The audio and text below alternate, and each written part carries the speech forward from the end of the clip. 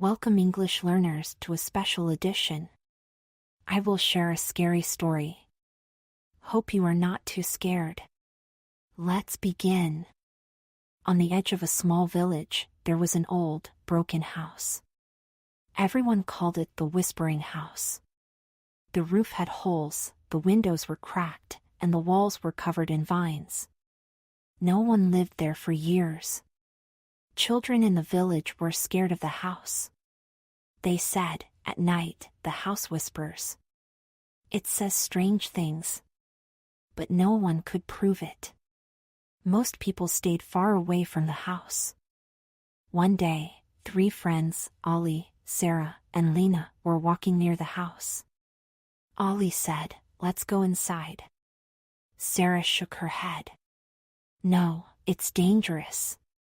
My grandma says ghosts live there." Lena laughed nervously. "Ghosts aren't real. It's just an old house."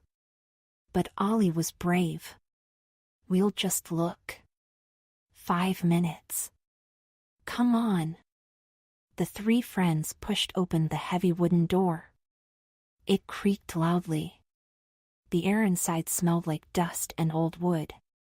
Everything was dark and quiet. "See? Nothing to be afraid of," said Ollie. He picked up a stick from the floor and walked ahead.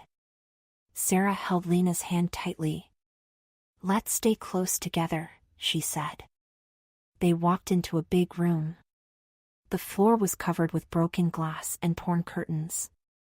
There was a strange feeling in the air, like the house was watching them. Suddenly, Lena pointed to the corner. "Look," she whispered. In the corner of the room, there was an old mirror. It was cracked and dirty.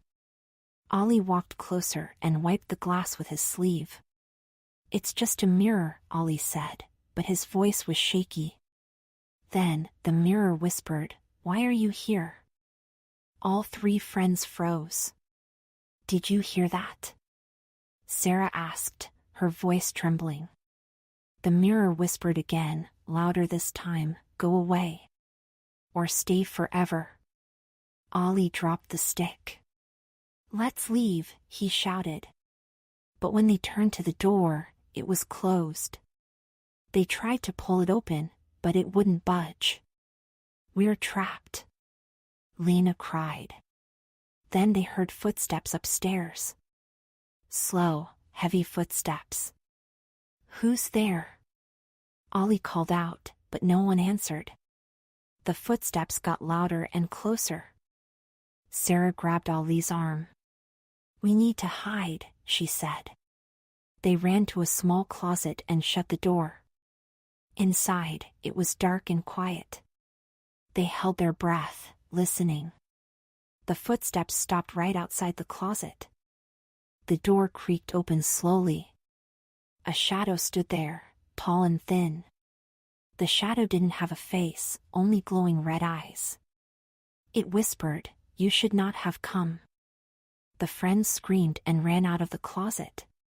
They ran back to the big room, but now the mirror was glowing. The glass turned black, and something started to crawl out a hand, pale and bony. Ollie grabbed a piece of wood and hit the mirror. "Go back," he shouted. The mirror shattered, and the hand disappeared. The house began to shake. The walls cracked, and dust fell from the ceiling. "We need to get out," Lena screamed. They ran to the door again and pushed as hard as they could. This time, it opened. Bright sunlight poured in, and they ran outside, not stopping until they were far from the house.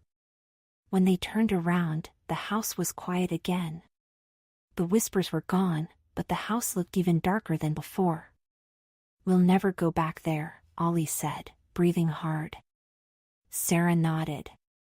"That house is alive. It didn't want us to leave." Lena looked at the broken windows. "Do you think anyone will believe us?" Ollie shook his head. "No. But we'll remember."